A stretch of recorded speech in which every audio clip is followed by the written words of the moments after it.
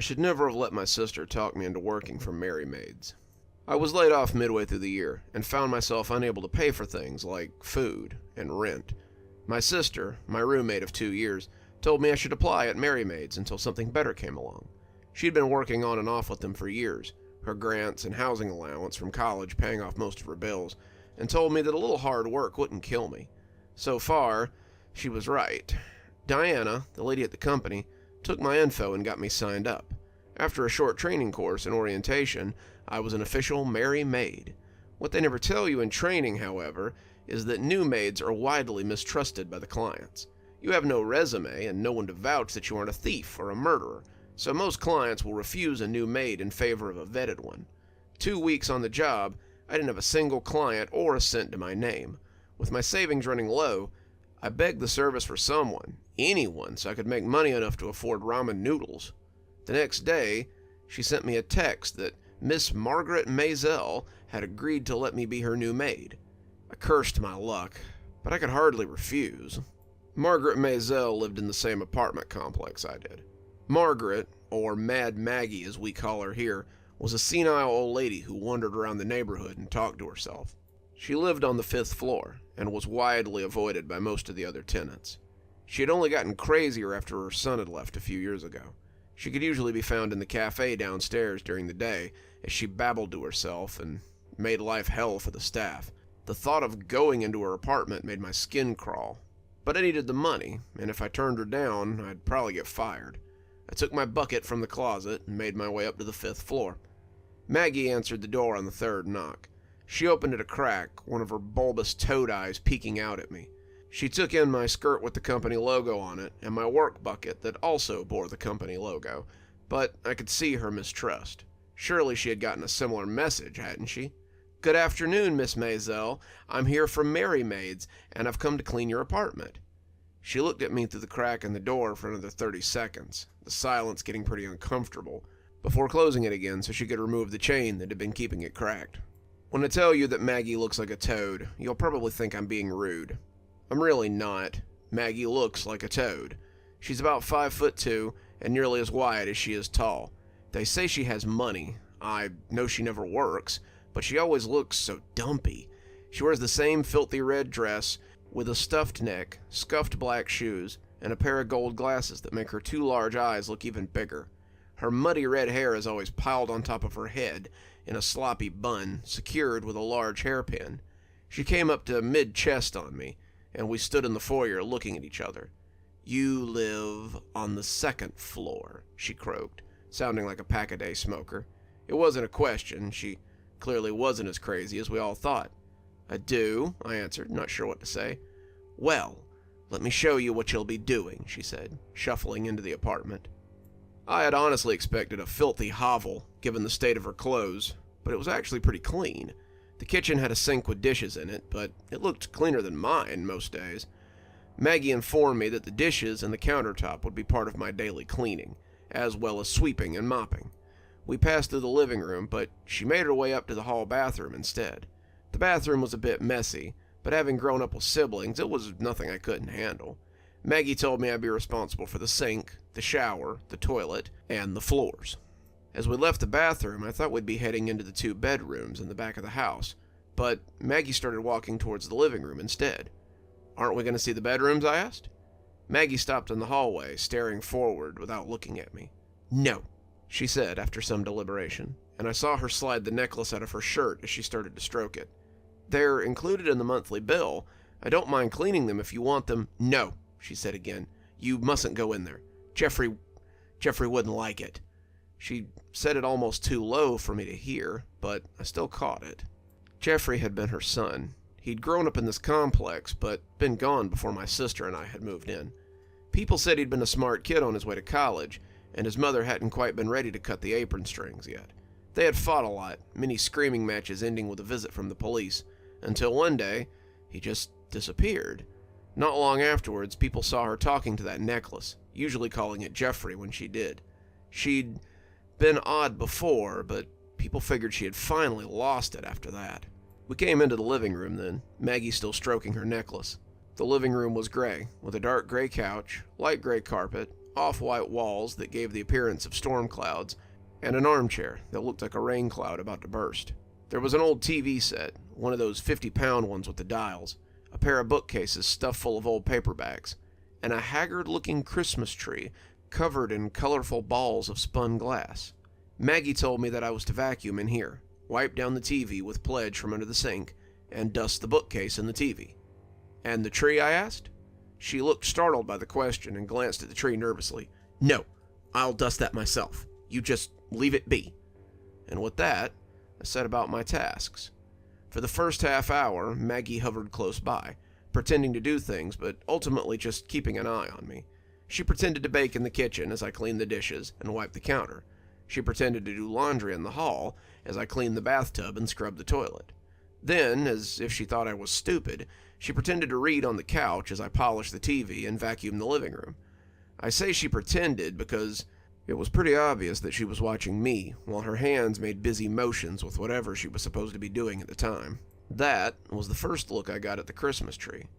Like an off-season Walmart special, it was an ancient plastic thing, hung with tinsel and lights that blinked dumbly from the green guts of the thing. It was hung with dazzling balls of glass, sparkling as the lights winked off of them, and I felt captivated by them as I worked. They swirled with their own strange patterns, with their own peculiar energy, and I felt almost drawn to them. I wanted a closer look, but that old bat had her froggy eyes on me, and I couldn't risk getting fired on my first day. I finished up in about an hour and put my things back in the bucket before saying I'd see her tomorrow. That was my first encounter with Mad Maggie and her strange house. My sister commiserated with me when she got home. Oh God, she's the worst.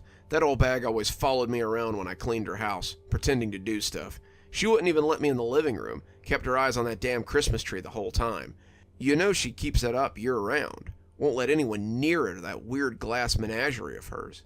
"Yeah," I said leadingly. "Did you get a look at what was in those balls?" My sister shook her head. It looked like looping spirals, but the closest I ever got was when she had me haul that grungy TV up that she found on the street. I bet she still has it in her living room. I told her that she did, telling her how Mad Maggie had made me polish that tatty old thing, and we set about and made fun of the crazy old witch for the rest of the night. Even so, I found myself wondering about those balls.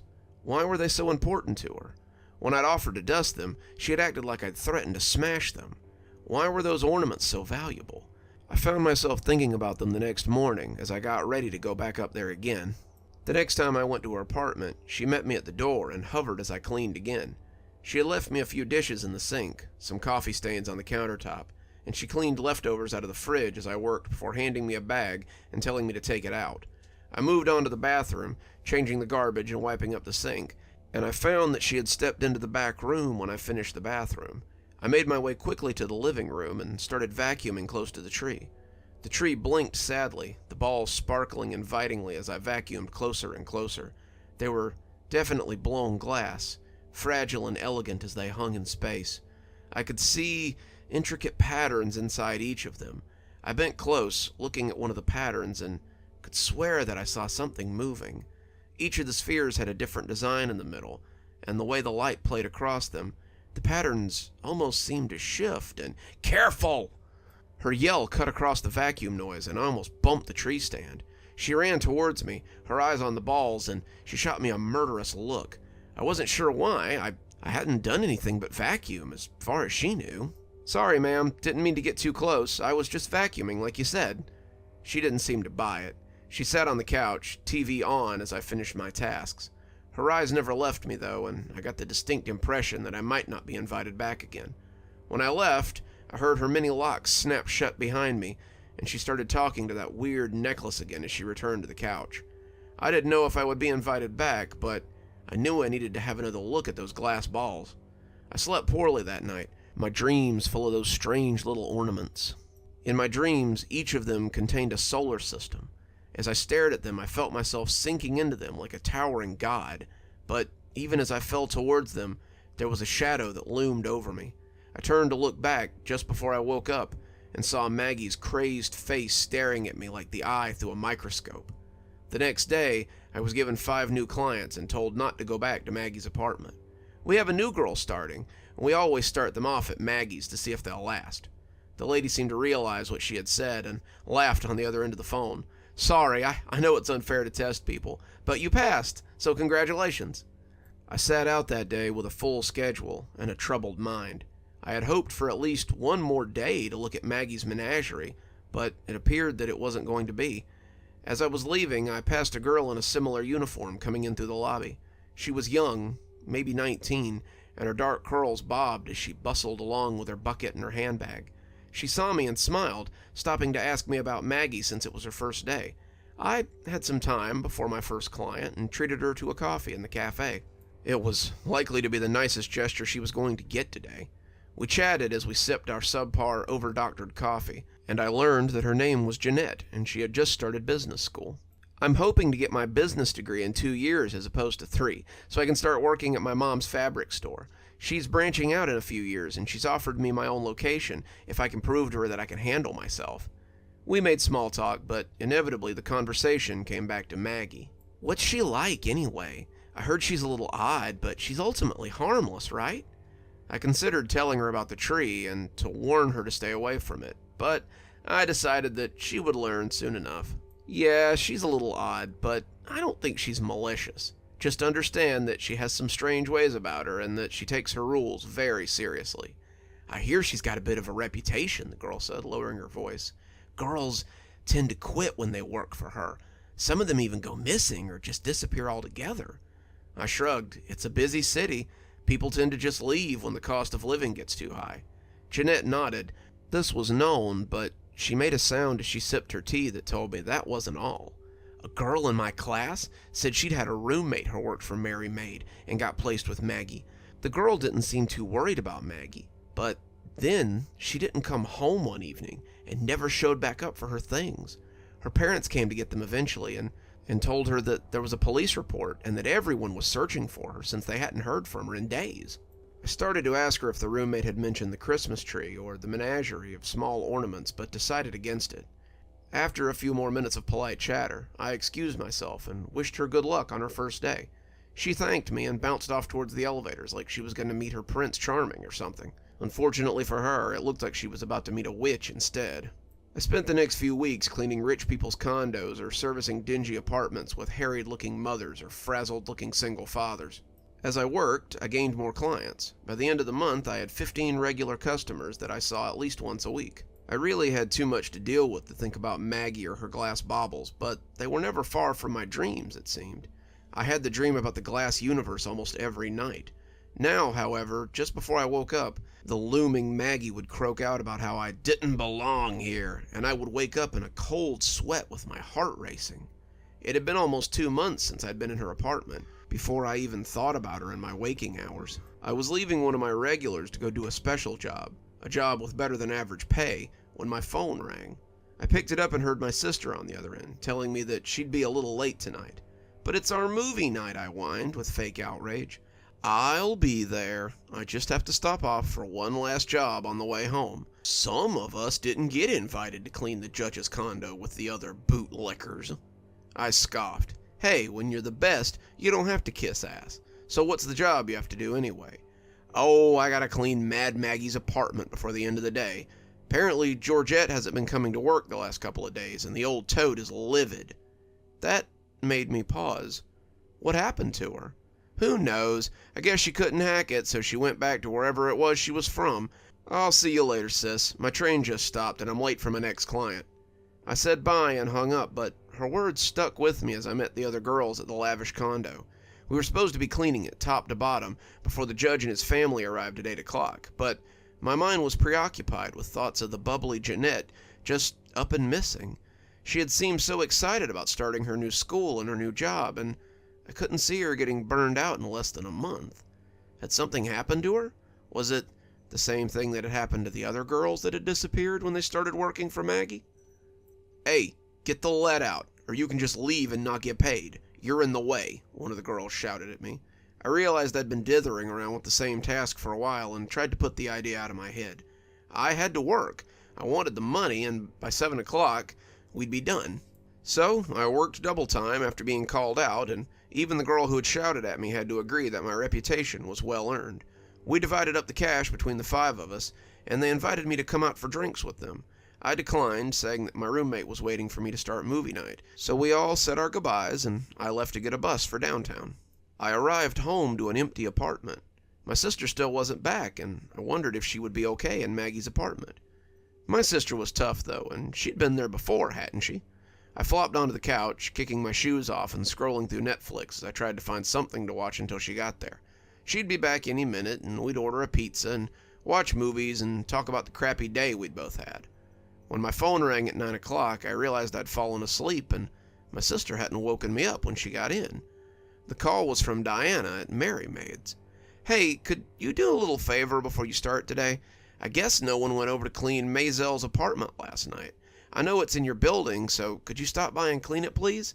I struggled up off the couch, walking into my sister's room as I processed all this. I thought my sister was stopping by last night," I said, pushing her door open and finding her room empty and her bed unslept in. "I thought so too, but the old lady is saying no one's cleaned her apartment, and she's mad as hell about it. Can I count on you to clean it?" I stood in the doorway to my sister's room, not really feeling like I had much of a choice. "Yeah, I'll go." "Terrific," Dianne said. "I appreciate it." I started calling my sister on the way up. Her phone rang and rang before finally going to voicemail. I heard her nasal voice tell me to "leave a message, bitch," before the tone. I called her 3 more times, all of them going to voicemail, before I reached Maggie's floor and the elevator opened with a ding. I was in poor spirits when I knocked, but was greeted by a very different Maggie. Maggie was all smiles. Her energy was high, and her warmth almost changed her before my very eyes. She apologized for being rude on the phone with the lady from the agency, but she needed someone out here right away to clean. That poor Jeanette girl had just up and disappeared one night, and when no one had come last night either, she had just been so mad. She regretted it now, and she hoped that nothing had happened to Jeanette. This was a very different Maggie than I was used to seeing, and her new energy was almost as jarring as her old deranged self. I started cleaning in the kitchen, Maggie making herself a cup of coffee, as I tidied up the small mess in the sink and on the stove. The kitchen looked as clean and unused as it always did, and I was almost afraid to see the rest of the house if she'd freaked out over a mess. When I finished the kitchen, the old toad told me that she was going to the bathroom, and that she'd just tidy it up after she was done. "Here, why don't you have something warm before you start in the living room?" she said, offering me a cup of coffee that she'd been making. I took the cup hesitantly, but the coffee smelled rich and decadent as the steam hit my nostrils. She sipped at her own cup, looking at me expectantly, and it felt rude to at least not taste it as she went on smiling at me in that toadish way of hers. She excused herself as I took another long drink and went to the bathroom to freshen up. I set the cup down after she'd left, the coffee tasting wonderful, but not liking the way she watched me while I drank it. I wanted to clean the living room quickly so I could get out there and start looking for my sister. The living room was as spotless as always, but I fired up the vacuum and tried not to let my eyes linger on the Christmas tree that had haunted my dreams.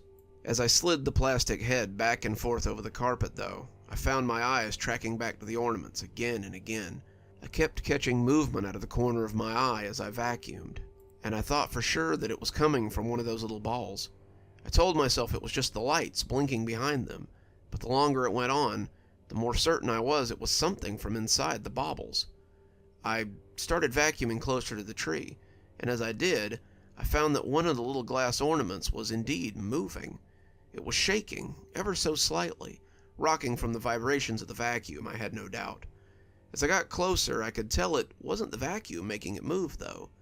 The little pattern inside was undulating weirdly, and I finally took a knee next to the ball as I tried to get a better look. I could still hear the old toad puttering around in the bathroom, and if she caught me snooping at her precious menagerie, I guess she'd just kick me out, and I'd never be able to come back again. I know now that there were worse things than being kicked out of her apartment. Hanging there was a new glass ball, a deep red one that was jouncing like someone was moving it. I stared hard at the little pattern, and when my eyes finally focused on it, I sat back hard on my rump and sucked in my breath. Inside the ball was a person, a girl only a few years older than me, with dark hair, a plaid skirt, and a shirt with the same name and number on it that mine had. I recognized her.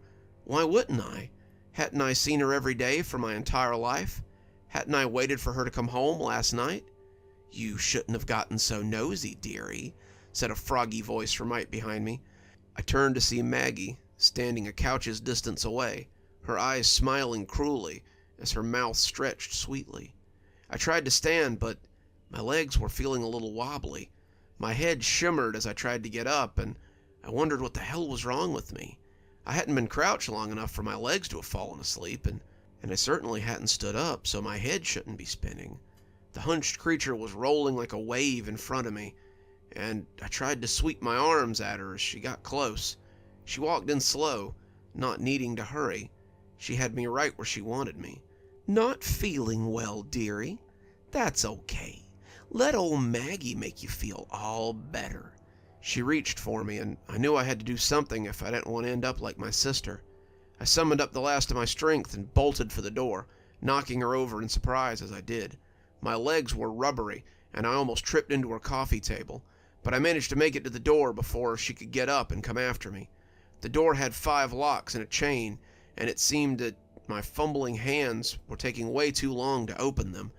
When the chain caught, I roared in frustration and closed the door again, shooting it blindly across the runner as I ran for the elevator, the door hanging open behind me.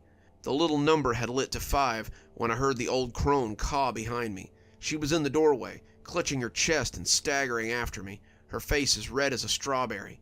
I jammed the button in desperation, the old woman taking a staggering step into the hallway as she cawed wordlessly after me. I heard her fall, heard her head smack the ground 20 feet away, but as the doors opened, I bolted inside and pushed the emergency closed button. My last image of her was her prone form lying on the ground as the doors closed ominously. I called the police from the lobby, the manager having to dial the phone since I was way too unsteady once I got there. I slurred out something about being drugged and nearly attacked by the woman in 502, and the police told me to stay in the manager's office until they arrived. I handed him back the phone and heard him talking to the police in a distant, vague way. Whatever she had slipped me was making me loopy, and when I passed out a few minutes later, I wasn't aware of much until a paramedic shone a light in my eyes. The police were there as well, and they had some questions. They had found Maggie in the hallway outside her apartment, dead of a heart attack. The whole apartment had been roped off as a crime scene then, and they suspected that I had caused her heart attack in some way. I denied this fervently, saying that she had drugged me and tried to attack me, and when the toxicology came back, the police seemed a little more likely to listen. The collection of Mary Maid tubs they found stashed in the bedroom went a long way to proving foul play, and I heard they found something in the closet that prompted them to call the FBI. Apparently one of the bedrooms had contained the personal effects of some of the girls, and had prompted a background check into the relatively unknown old woman. They had found some interesting things about her, things that had somehow not followed her from Russia, where her name was Mazzeline. She had been implicated in a number of disappearances, all young girls between 10 and 20, and all having disappeared after being hired to clean her house. She had fled with her then infant son, and Interpol had lost track of her. It seemed now that the search was over, though. I was allowed to go back home, but I'm concerned about my sister and the others that may be stuck in those glass balls.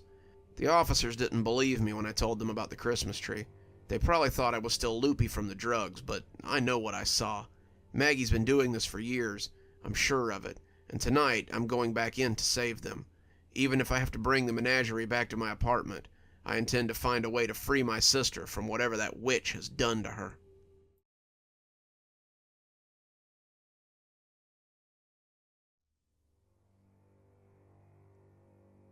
I was speechless when she sent me the message. Even her text looked sexy in the pink curly writing she used. It was short and sweet and to the point, but it still filled my chest with a tightness that wouldn't go away. At the time, it was a dream come true. Meet me at the Hotel Aries at 11 p.m. Don't be late. I couldn't believe this was happening. Tonight, I would meet with Lady Dragora. I guess you could say I have a slight problem with weird fetishes. I discovered pornography when I was young, like most people I know. I was 12, I was horny, and someone I knew said I could find boobs online if I looked. I dived headfirst into a well I don't think I really understood the depths of. It started with generic stuff, naked photos, short clips from films, and led to my current level of kink. I started slow, it was the 90s after all, and internet connections were not what they would become. I have waited all day for a single picture to load, only to be disappointed when the phone rang and everything was lost. Most of my early burgeonings were done in chat rooms, in the steamy squares of private messages. With both of my parents away at work, I was on the computer every day after school. I didn't discover my proclivity for vor until I was in college. When you've been cruising the web for as long as I have, you eventually find yourself into some offbeat stuff.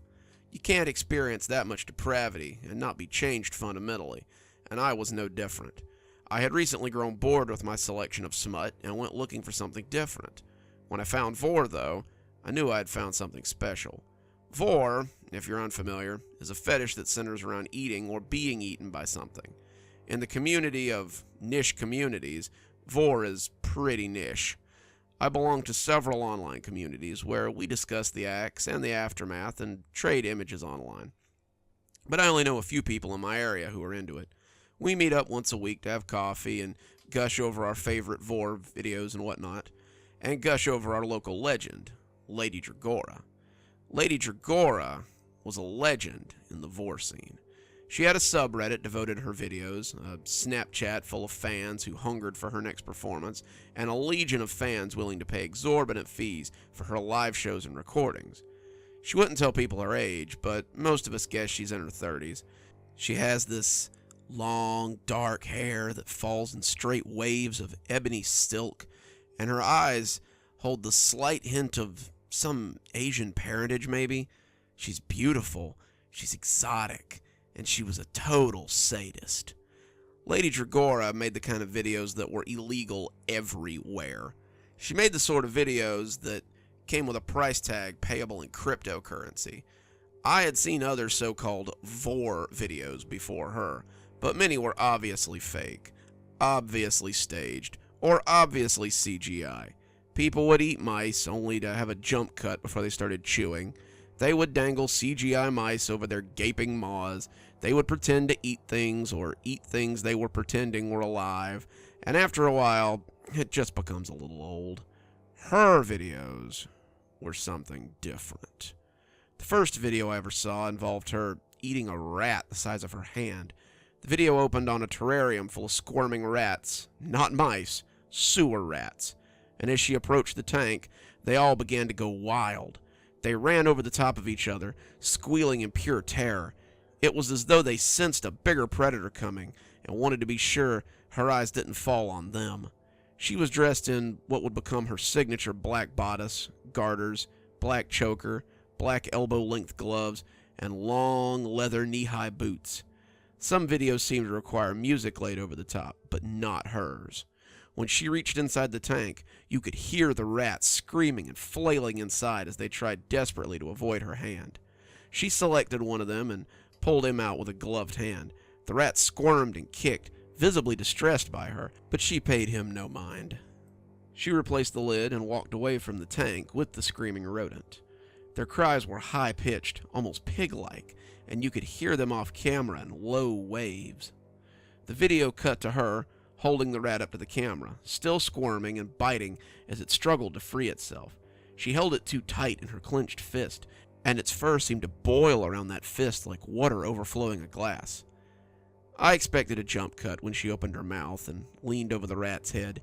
It screamed pitifully as her teeth encircled its writhing head. He bit at her, lashing out with those sharp teeth, but if she felt it, she seemed not to notice.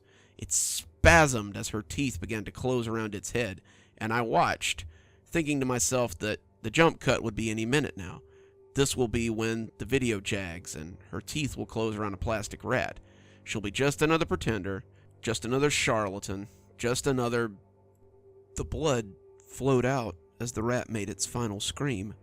Her teeth sank into it and tore at its skin. When she came away, she was chewing, and the rat's body twitched in her hand as she ate. The twitching stopped before she went back for another bite, but the blood made a macabre sort of fountain as it ran down her gloved fingers and pattered to the floor. She ate the whole rat, one bite at a time, bones and all, and as the tail disappeared down her throat, I was hooked. I'd probably watched about a dozen of her videos before I dared to show anyone. Sometimes she bit, which was hot, but sometimes it seemed that she would just swallow whatever she was eating whole. She'd worry it down with very little difficulty, her throat bulging as whatever it was slid down, and to me, that was more erotic than the chewing. It wasn't just rodents either. Eels, mice, more rats, chicks, they all went down her throat, while my friends and I paid $79.99 a video. 2 months ago, she put a small camera on a mouse and swallowed it whole while videoing its descent into her stomach. The camera must have cost her quite a bit. Between the size of the camera, the night vision interface, and the video's price, I knew it wouldn't be something we could expect often. The footage changed the way I'd viewed my fetish. Watching something struggle in her stomach, watching its final moments, was far more intimate than watching her swallow it whole. I told her as much on the comment section of her website. I spilled my guts to her, hoping to impress her, and somehow it worked. I wish I knew what would come of that stupid comment. I was shocked when she responded. I'd been sitting at the coffee bar with the other members of our group, Doug and Matt and David. We were all discussing the latest video by Lady D when my phone chirped loudly. I looked down to check it and saw a banner informing me that Lady Dragora has responded to your comment. I almost spewed hot coffee on Doug before opening the message and reading what she'd written. The guys leaned in close, wondering what I'd seen to garner such attention, and when he saw the sender, he too almost spit coffee in surprise. I opened her message, and it said 8 short words. How profound. I would love to chat sometime. Dave whistled through his teeth. Wow, she rarely talks to fans. You're in, man. And so I was. As they sat crowded around me, I answered her, and she immediately began our strange correspondence. I didn't question it at the time, but the speed with which she picked up our conversations should have triggered a red flag or two. It was as though she were just waiting for me to respond, waiting for her prey to wander into her field of influence so she could snap the trap shut and watch it squirm. For 3 months, we chatted almost every day. We talked about everything. Music, food, the usual getting to know you stuff. We eventually made it to topics that were a little more personal. It turned out that she held some strange beliefs about life force, believed that consuming the flesh of living creatures would give her their life force and extend her own life somehow. I asked her if she'd ever eaten human flesh, but she just joked that maybe I'd find out someday and danced around the subject. The more I talked to her, the more I became certain that she had traveled much and knew things that I could only guess at. She spoke about distant places and strange customs. If I hadn't been so enchanted by the attention of a celebrity, I might have seen the numerous red flags she was putting up. She talked a lot about places you didn't see on the Travel Channel, sites that didn't have names you could scrawl across a map, locations both ancient and remote. A month ago, she asked me if I would roleplay with her. I agreed, of course, because I was hooked on her attention. Even in my haze of glamour, though, I knew there was something a little off. Her persona was that of a large reptile, and mine was always of some prey animal fit only for ingestion. She would describe my end, my passing between large and ancient lips, and my slow descent towards the transition into nutrition. I would describe my struggles, my vain attempts at escape, but she would always catch me and describe in loving detail my demise at her jaws. I loved it. After all, this was my thing, and I often walked away from our sessions with a bounce in my step. People probably had a hard time understanding how someone achieves satisfaction at the idea of being devoured, but to me, it was no different than any other obsession. We would roleplay twice a week, her scenarios and story threads becoming darker as they went, and before long, she wasn't just swallowing me whole, but tearing into me and getting a little violent. I was less on board with these instances. Imagining myself going through these pains were never my thing, but she always smoothed it over with personalized videos or custom works just for me. She made me feel special, made me feel accepted, and that's what made it easy to draw me in. This was also when I was approached by Justin. His screen name was Furrylocks on the board in question. Until he messaged me, I'd never even heard of him, though it seemed we moved in similar circles. My only correspondence with him was a message left in my inbox one morning. It was hastily written, full of spelling errors, and intrigued me to no end. I read it twice before class, and when I showed it to my friends in the Vor group, they brushed it off as a jealous fan. His message was not long, but it did make me question some rumors I'd heard on some of the other boards. It read, "You don't know me. My name is Justin. I understand that you've become close with an internet personality known as Lady Dragora. I don't know how much you know about her, but she may or may not be 100% what she seems to be. I had a friend whom I'd known since grade school. He caught the attention of the lady, and it was the happiest I'd ever seen him. Their relationship was brief, a month or two. Then one night, he told me she'd invited him to her hotel room. I didn't think anything of it until he didn't respond to my calls or texts for 2 days. He's been missing for 3 months now, and your new lady friend has either blocked me or refused to respond to any of my messages. I'm not trying to turn you away from your current relationship, whatever that might entail. I'm simply trying to warn you to be on your guard." I was hesitant to respond. It seemed better to just ignore him, but after a particularly grisly RP session a week later, I decided to message him and get some information.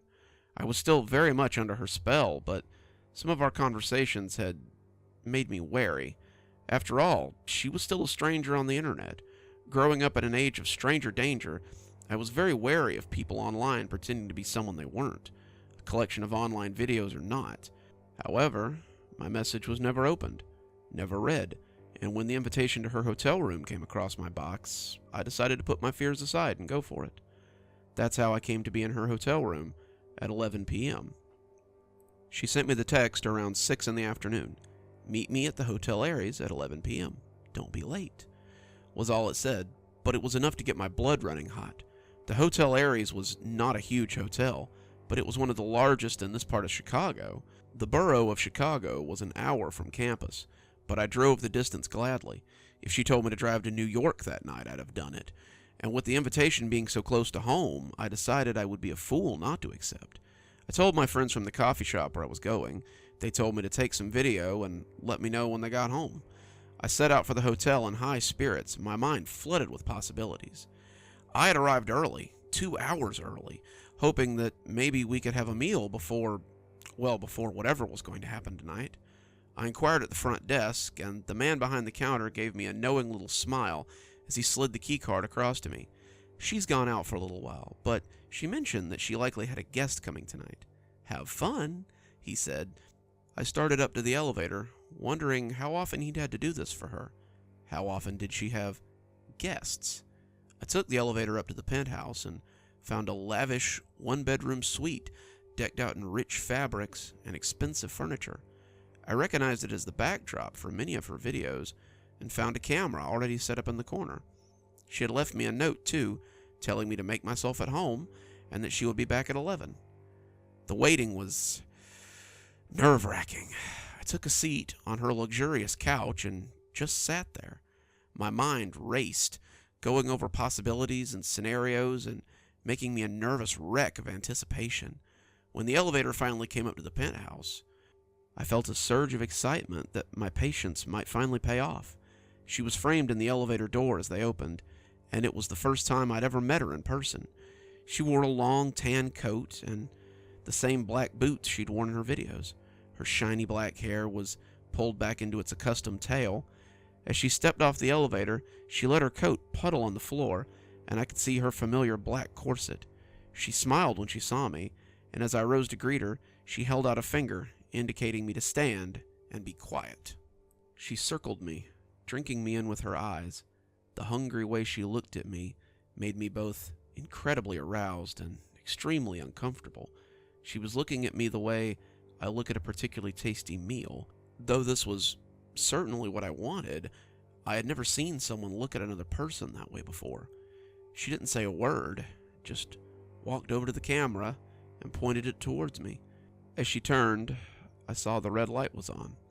Looked like I was going to be in one of her movies tonight. "Don't worry," she said, her voice hinting at foreign places and exotic locales. "This is just for me. I'd never post anything online without your consent." I smiled at her and started to disrobe, but she stopped me with a delicate finger. "Leave them on. I like to handle the clothes myself." She stepped away from me then, eyes smoldering as she held me in her gaze, and then something happened. If you've ever seen one of those old werewolf movies, the kind where their whole body shifts in a rapid and sudden transformation, then you may have some idea of what I saw. If not, I'll try to explain it as best I can. Her body seemed to ripple, her whole form shuddering like an image in a pond, and suddenly there was something else in front of me. Her body was a long mass of jade scales towering 12 feet high. As it reached its full height, it had to crouch to avoid hitting the ceiling, but this seemed to suit it just fine. It crouched to eye level, its spade-shaped head hovering inches from my body, and I realized that its eyes, those vast and hovering pools of death, were the same as hers. I was trapped by those eyes, like a bird before the snake, and when she struck, I never even had a chance to run.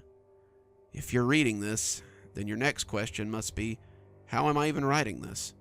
Being eaten is normally where the story like this would end, but unfortunately for me, it's not.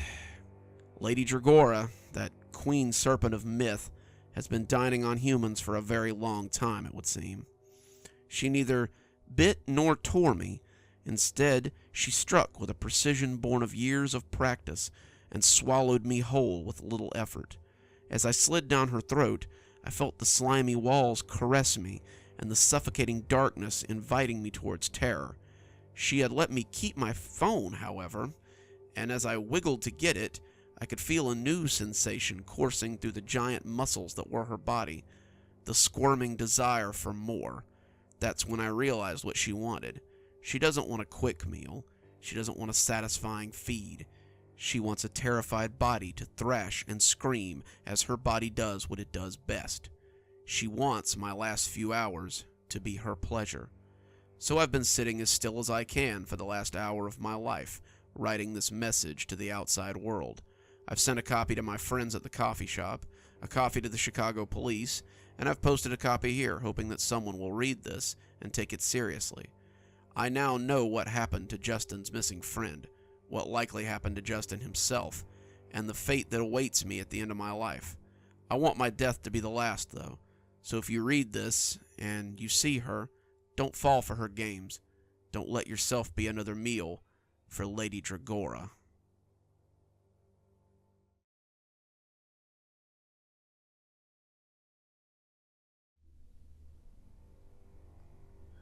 His stool looked more like a throne the way he sat on it, and he kept throwing them back to the general rapture of the onlookers. He was middle-aged, late 40s by his look, and his body was beginning to run into the zone of comfortable fat that seemed the providence of men on the cusp of old age. He'd come here every night for the last week, and for the last week, I'd come here to observe him. I knew his name, which was a rarity. Most of them were just part of the faceless mass. Some of them would remain faceless forever, but some of them were known to me before the end. I was their shadow, the one who knew their secrets, and the one who ushered them from life to death. At that moment, I remembered my first. They say you never forget your first, and I can assure you that's the case. How could I forget her? She ushered me into the world of the living, so it was only fair that I usher her into the world of the dead. My mother was not what you would call a loving woman. My father left shortly after my birth, and my mother became a hateful, gin-soaked creature who lived to work, drink, and remind me of how worthless I was. I must thank her one day. She made me into the man I am. All those years of being told how I was garbage, the waste of space, and now I'd never amount to anything, had crafted me into a humble target for her to hurl her rage at, until that one night when I'd finally had enough. She was dying. That was plain enough to see.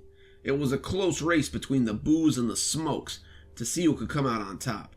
The arthritis was making a nuisance of itself as usual, and as I cut her meat, she continued to pick at my subconscious like a junkie picking at scabs. The meat wasn't cut small enough. Now it was cut too small. It was a funny shape, and what could she expect from a worthless pile of shit like me after all? She was ashamed of her weak, servile son, and if there was any justice in this world. But you know, I never found out what would happen if there was any justice in this world. At that moment, I had suffered all I meant to. I yelled for her to shut up, and I stuck the knife I'd been using to cut her meat into her chest. She looked up at me, and her eyes were so full of terror and wonder that I put the knife back in again. I'd stabbed her 5 times before she made a sound, and even that was unintelligible. A gurgling, incoherent sound that befit a formless hag like my mother, hand in glove. I moved her body and told the police she had come home drunk and attacked me. They let me collect her estate, such as it was, and I moved on. The only thing worthwhile that I ever had from her was the knowledge that I was good for at least one thing. He got up from the stool, and I tensed as I came out of my memories. He took a step for the door, but then changed his mind and walked to the bathroom instead. I settled myself and waved the waitress away when she starts to check on me. This was not the dying place I had planned for him, but I could feel his time getting close. I used the money I'd gotten from my mother's estates to travel. When I say travel, you probably think of planes or buses, but my mother's estate had mostly come in unpaid bills. $50 in a savings account, another $500 she'd hidden in the bookcase and forgotten about, and $1,500 in a life insurance policy I'd never known existed. I sold all the possessions she had left her debts unsettled, and melted into the exciting world of public vagrancy. I rode the rails, slept under bridges, and all the time I kept honing my craft. I killed a bum in New York that was found in a river later, his pockets holding $500 and a dirty picture of a woman. Then I found a junkie in Jersey, who I later found out had a wife and kids he'd been hiding his drug problem from. Then 2 prostitutes in Queens who had been sharing the same man without knowing it, and all the while me staying one step ahead of the authorities. The investigations weren't lengthy. These were street people, or people up to no good, and their investigations were forgettable. The one to matter since my mother was number 5. Number 5, we'll call him James, was a New York businessman with a dark secret than the money he laundered from the mob. I was back home for the first time in years when I bumped into James purely by mistake. Coming out of a bus station, he plowed into me on the sidewalk and barked at me to look where the hell I was going. Some people would have killed him right then and there, but that wasn't my way. The stalk was the biggest thrill for me. Soon I discovered that James had a little secret of his own. He used to pick up whores late at night in his fancy red sports car. He liked to take them to the docks, and after a little backseat back and forth, he would drug them and sell them to people who knew who would pay top dollar for good stock. These weren't mobsters either. These were men who could afford to make sure these women disappeared. Afterwards, he'd get high in his car and zone out as he thought his bleak thoughts had mellowed. He'd come back to reality pretty quick when I slid the knife across his throat. His eyes rolled up as I told him how bad he'd been as his life dribbled out down his cheap suit. The police found enough evidence in his briefcase to follow the paper trail, but I was long gone by then. My latest quarry returned from the bathroom and staggered towards the door again. After bumping into a few tables and accepting the scornful shouts and hard shoves from the patrons, he found the door and wrapped his hand around the handle. I started to rise, and then his friends called to him from the door, offering him just one more for the road. "Well, how can I say no to such a generous offer?" he asked, and wandered back to the bar for one more drink. Killing this one would be doing him a favor, just like number 18. Ah, number 18. Anna had been sweet enough to make me think about giving it all up and living a normal life. Too bad life is rarely that easy. During my travels, I caught pneumonia and was hospitalized for nearly a week. Anna was my nurse. She was the sweetest person I'd ever met, and after bringing me back from the brink of death, she found out I was homeless and wandering and invited me to stay with her until I could get back on my feet. I stayed with her for nearly a year, and the two of us became closer than we'd expected. In that year, I never once felt the urge to kill. We'd been planning our wedding when they diagnosed her with cancer. As she underwent chemotherapy, tried new diet after miracle cure, after experimental treatment, I went back to my old respite. That year, Chicago was hit by a serial killer. 9 victims in 9 months, but my 10th victim was the only one that mattered. On her deathbed, Anna told me she knew I was the killer. She'd followed me one night, putting her own health at risk. She said she had been certain I wasn't cheating on her. She saw me stab a man and push him into the canal. She was tired of living, tired of the pain, and she asked me to be her mercy angel. I gave her what she wanted. By the time the air bubble in her IV killed her, I was already gone. One for the road turned out to be more like 5. When my prey finally shuffled towards the door, I was there to hold it open for him. He thanked me in a slurry voice and stumbled out into the night, the king of the inebriates. I followed after him like a hungry wraith, and when he turned down an alley, I knew his time had come. I tucked my knife up in my sleeve and began to creep up behind him as I moved to the end of the alley. I heard his zipper go down, and as he sent a stream of piss arcing across the bricks, I stalked in quietly behind him. North Carolina was not my desired destination, but I'd enjoyed the 3 years I'd been here. After Anna, I was drunk more than I was sober. Beer when I had money, hobo brew when I didn't, and always I rode the rails from one place to another. I picked up work in Maine and drank my way to Philadelphia, sloshed my way back to Chicago, where I somehow drank my way into a drunk tank in Warren, North Carolina. After my release, I worked odd jobs for odd folks. I landed a steady gig as a day cook in a little greasy spoon diner, and only felt the urge to kill a few times. The people in Warren were good people, and the people I killed were bad people, people who had tainted that image. A rapist I knew from my days on the rails who blew into town and started doing his own stalking. A foul-mouthed drunk who kept driving after they took his license. A woman with a taste for married men. And finally, Mr. Ham here, number 23. Mr. Ham, though, he was the worst of the bunch. He hated the homeless with a passion, and I suspected that he had killed some of my fellow rail riders for imagined crimes. I had watched him for a week, marked his movements carefully, and now it was time to see him put away for good. I raised the knife as I came up behind him and prepared for the strike that would take him while he urinated. That's when he turned, and his arc of piss hit me full in the face. I stumbled backwards, momentarily blinded, and a solid blow took me to my knees. I toppled, legs hurting, and a heavy right struck me in the chest as I flailed to get back up. I wiped at my eyes, and there was Ham, towering over me. He was no longer looking quite so drunk. Perched on my chest like the world's ugliest gargoyle, he smiled down at me, looking like the cat that finally got the cream. "I knew you were watching me all this time, so I thought I'd see what your intentions were. I suspected you were trying to kill me. Kind calls to kind, after all. But I do have one question before I kill you. The tip of my own knife pressed against my throat. How many lives have you counted?" I didn't have to ask what he meant. You would have been 23. He leaned in, wishing to impart a secret before the end, and whispered, "You will be my 44th.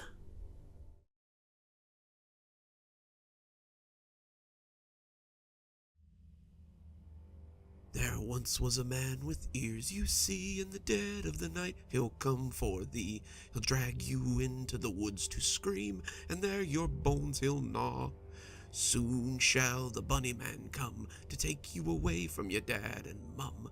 Soon shall the bunny man come, and your soul shall belong to him. "Stop it, Catherine!"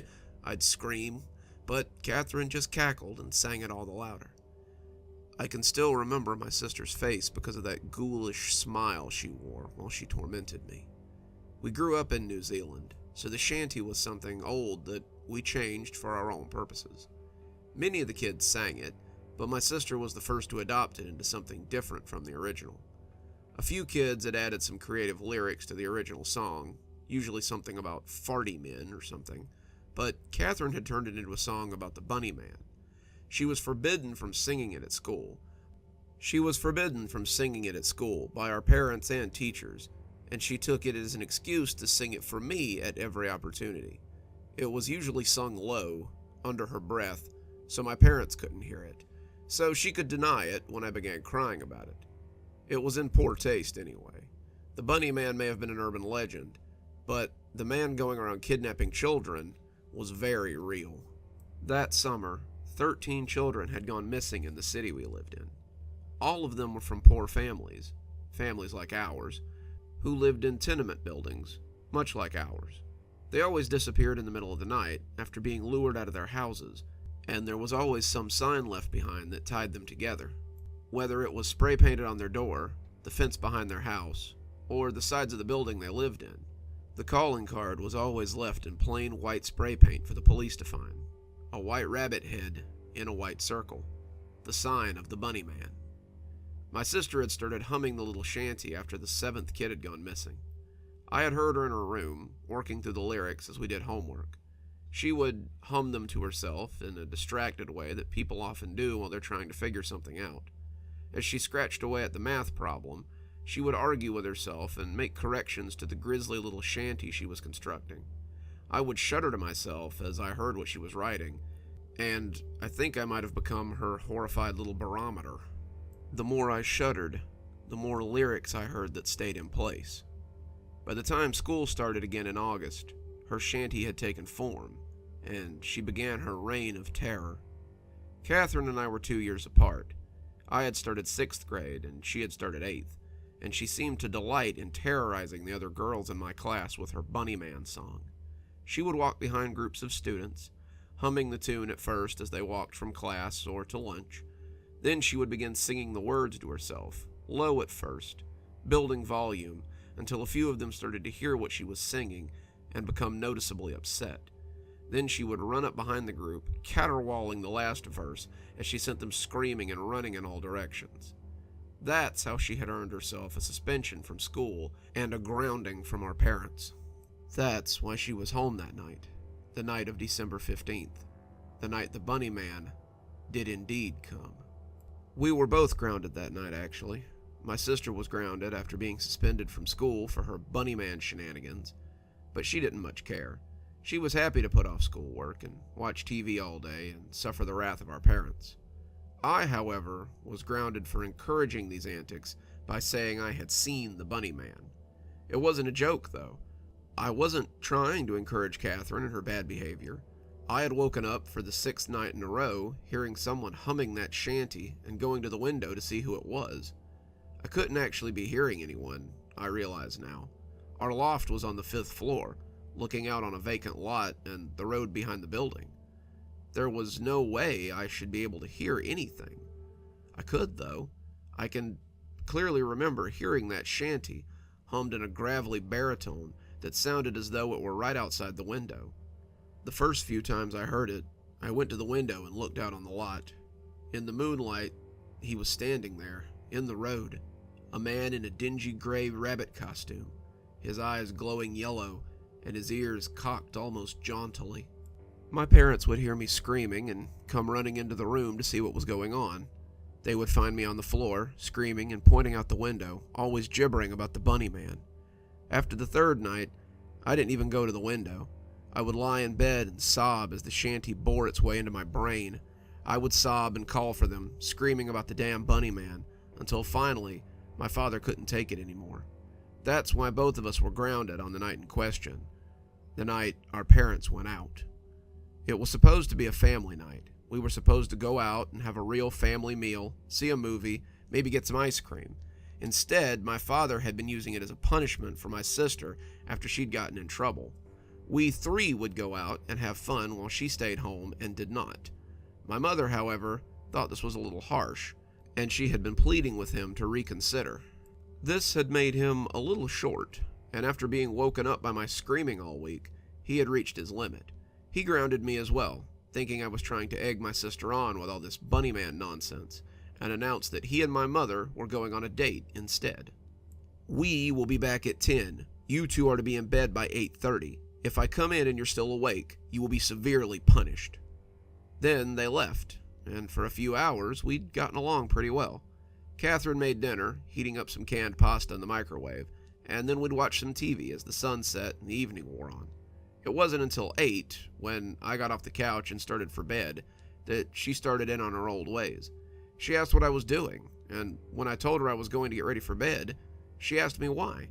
"You heard, Dad. If we're still up when he gets here, we're going to get in trouble." "Pfft, probably just scared the bunny man will hear you awake and come get you." "I am not," I lied.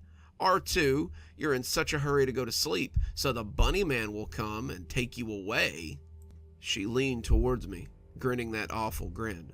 "Oh, there once was a man with ears, you see." I put my hands over my ears and started running away as she sang all the louder and chased me. "In the dead of the night, he'll come for thee." "Catherine, stop it," I sobbed.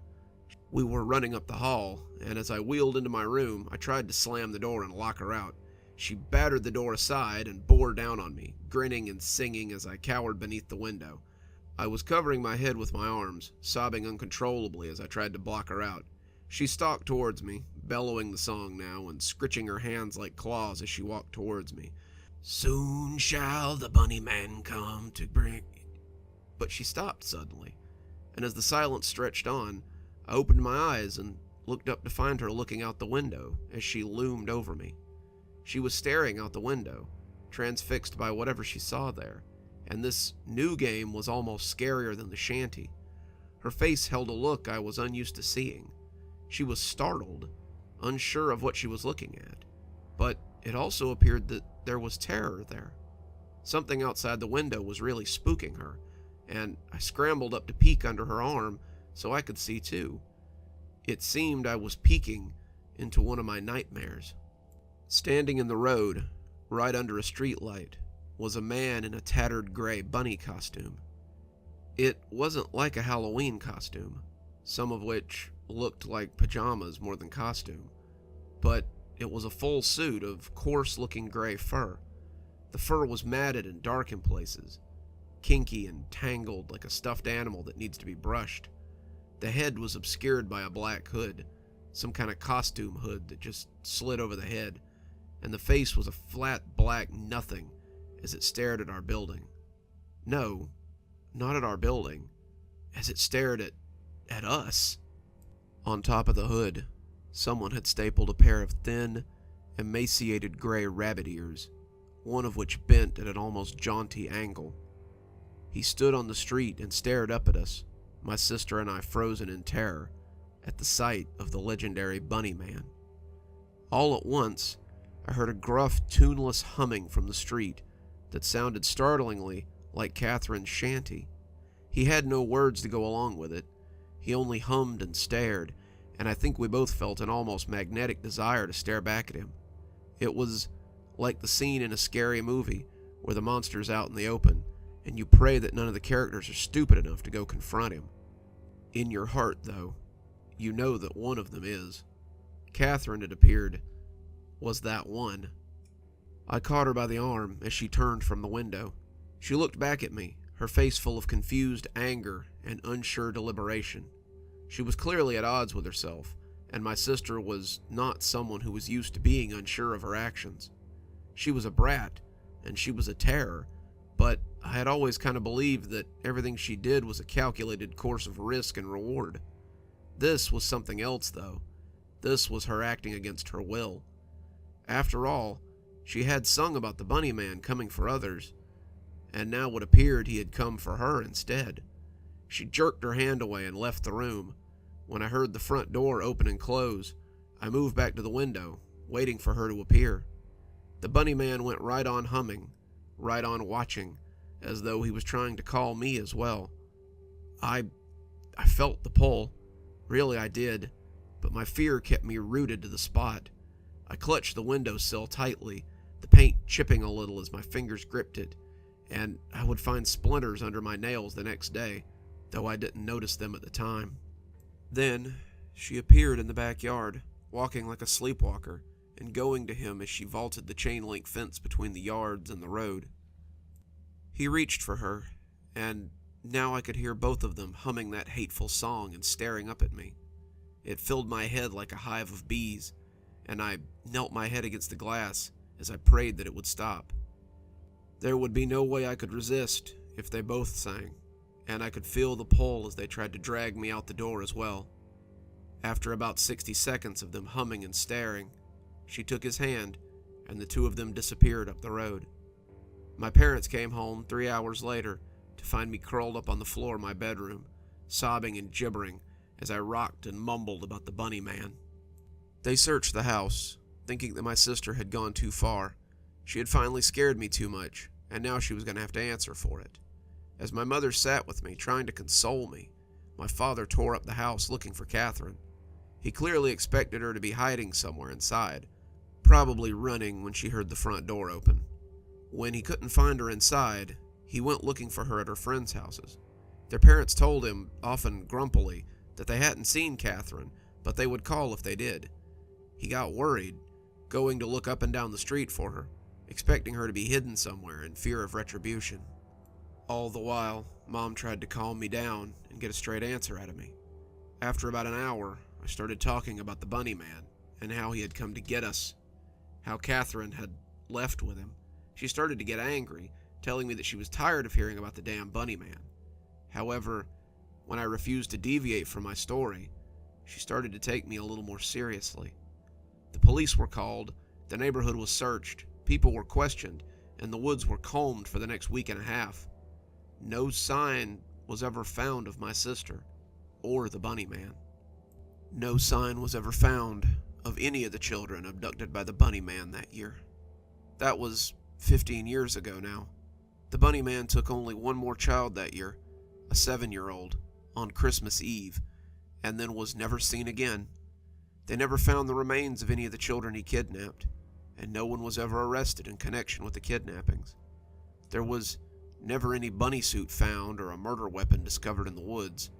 Whoever was doing this had just stopped.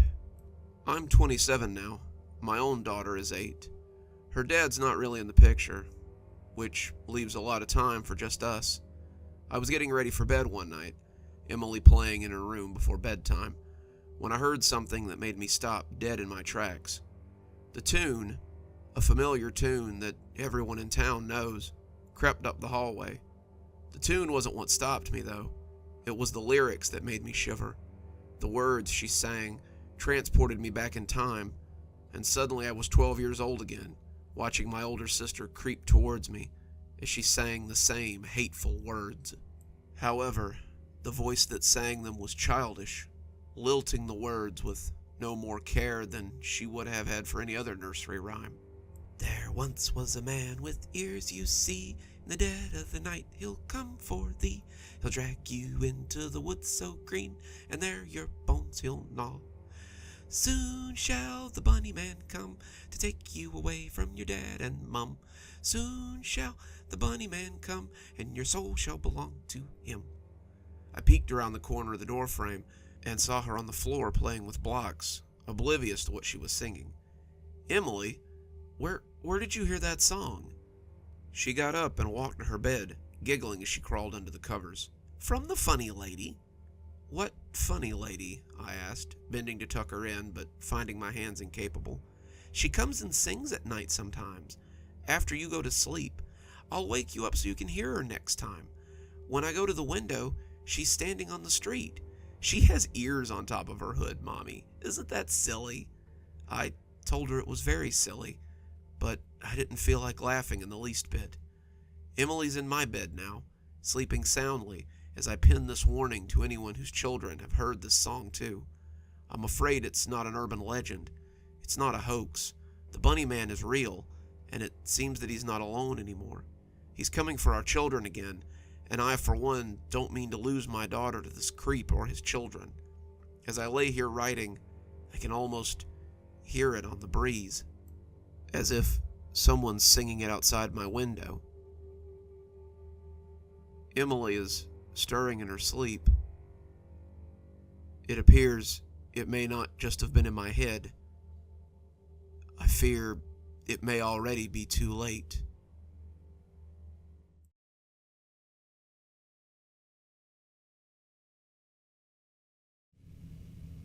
It was a fight like any of the others we had recently had. Little did I know, it would be the last fight we ever had, though. Our fight was about grades. They all seemed to be about grades at that time. He'd been heading out the door, dressed to go hang out in the woods with his little hoodlums he called friends. I suspected they were drinking, and I was absolutely sure they were out there smoking. I was tired of cleaning up after him and watching him slip slowly into delinquency. He told me he'd be back, and I told him to stop and come have a seat instead. He glowered at me from the door, knowing what I wanted to talk about, and not liking it. He slammed the door and came to sit on the couch, knowing he was about to sit down for another ass chewing. His grades had come in, and they were the worst they had ever been.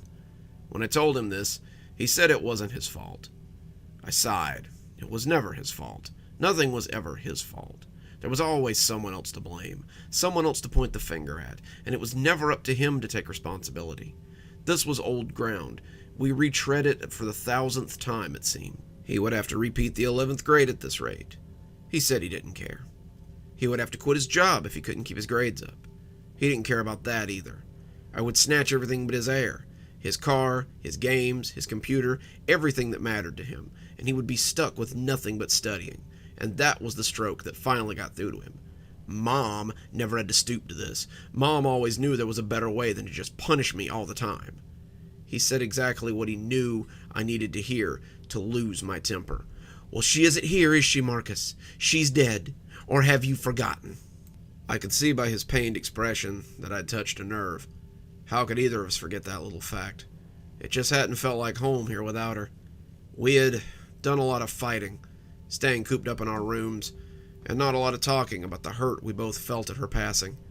She had always kept us from escalating to this level of arguments that would quickly come to the cusp of violence, I was starting to believe.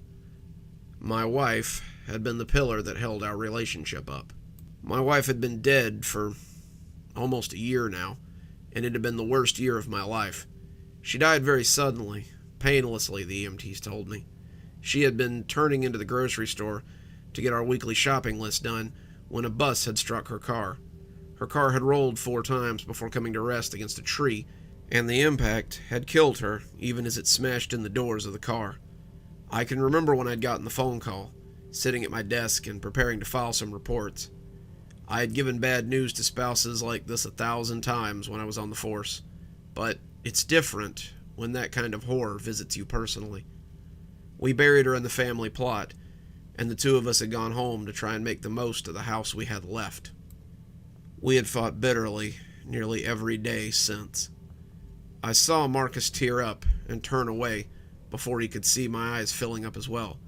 "I hate you. Sometimes I wish I'd been in that car with her."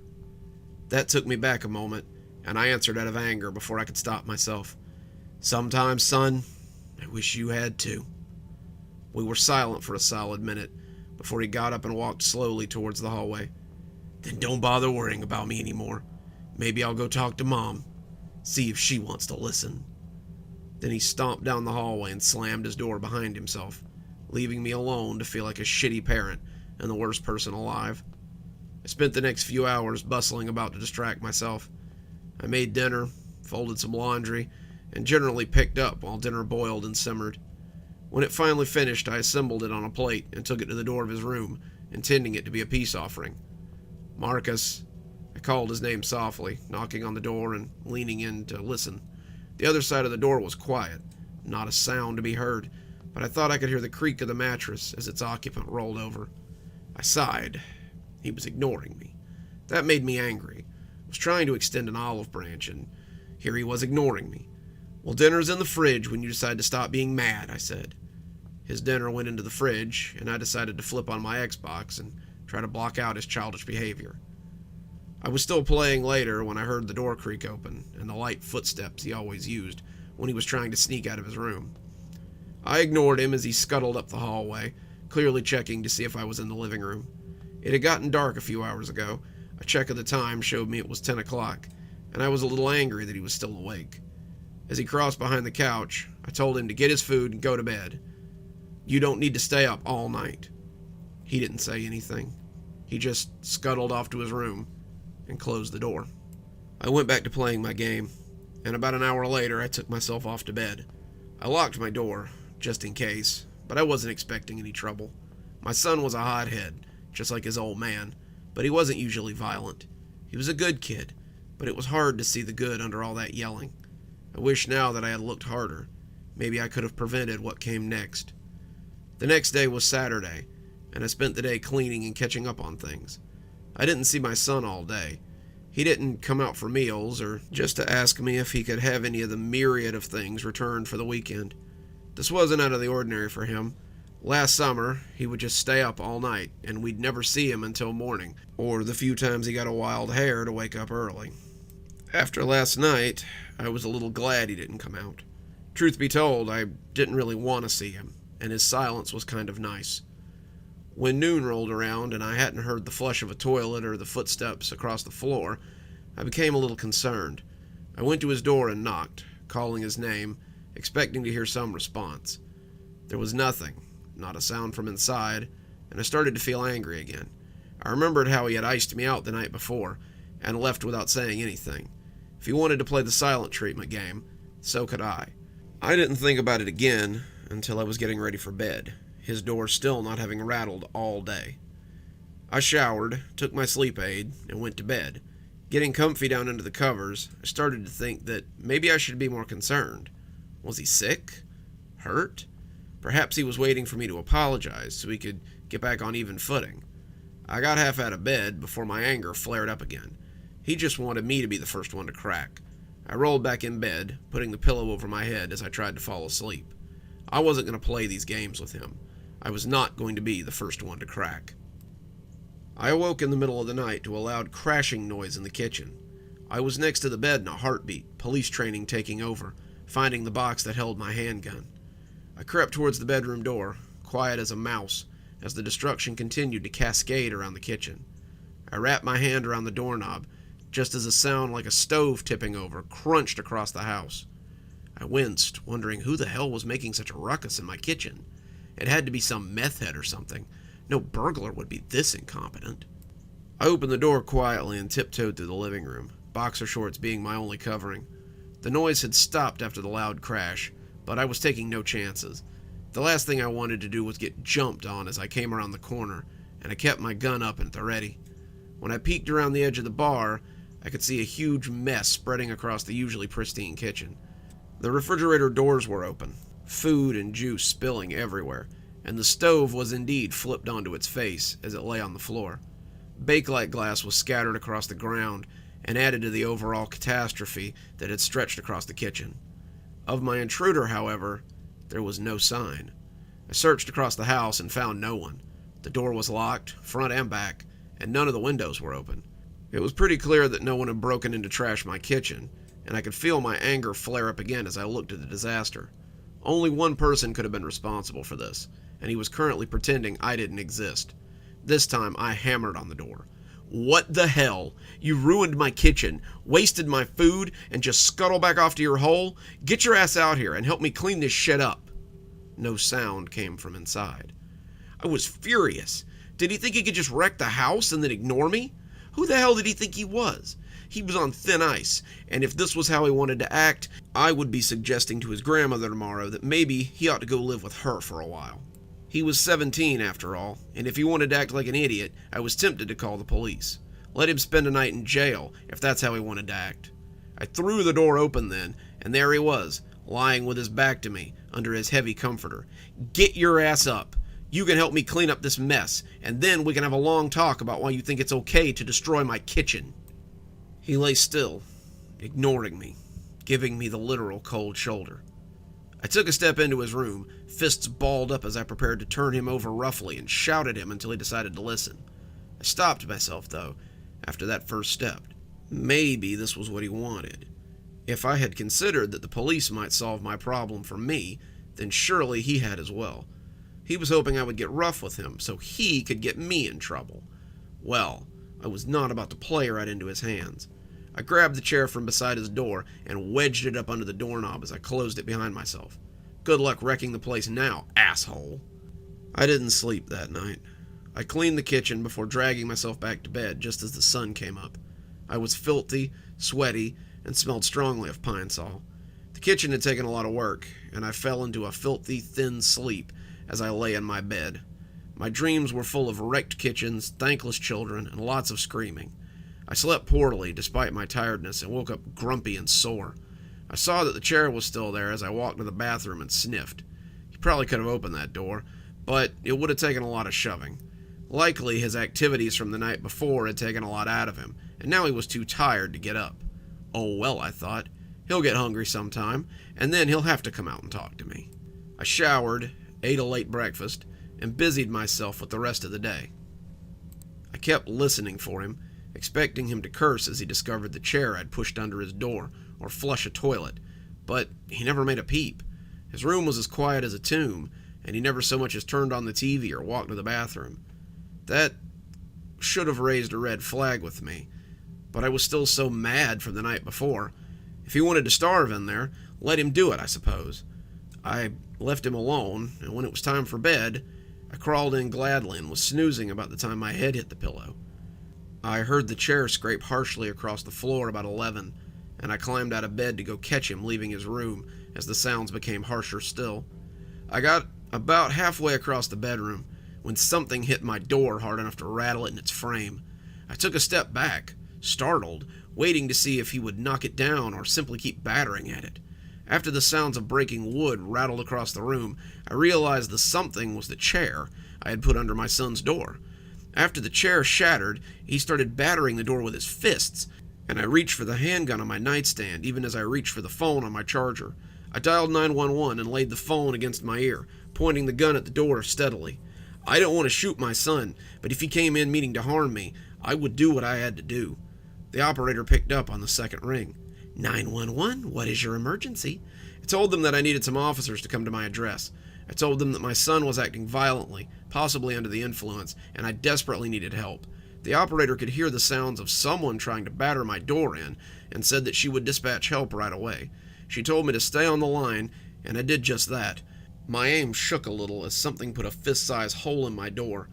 The frame shook and the surface bulged, as whatever was trying to break in tore through the first layer of the door and into the interior. I haven't prayed since my wife died, but I prayed then that whatever God resided over all wouldn't make me shoot this child I had raised. I saw something crawl through the hole in the blackness of the dark room and reach for the doorknob. I leveled my gun and prepared to fire if the door opened. It slid around the knob, and I heard it twist just before the lock caught. Thankfully, I had remembered to lock the door. It had fumbled at the simple turn lock when the first blue and whites flashed through the windows. The black thing retreated then, and the silence that followed it was almost deafening. I snuck across the room to the door, gun leading as I peeked out into the hallway. The shadowy hall was empty, the door to the living room closed, and I shoved the door open noisily as it hung broken on the hinges. The police were banging on the door, calling to see if someone would let them in. I put the gun on the bookshelf by my door, not wanting to get shot myself, and I called to them to tell them that I was the caller and I was opening the door. The door came open, and they had their hands on their holsters, waiting to see who would open the door.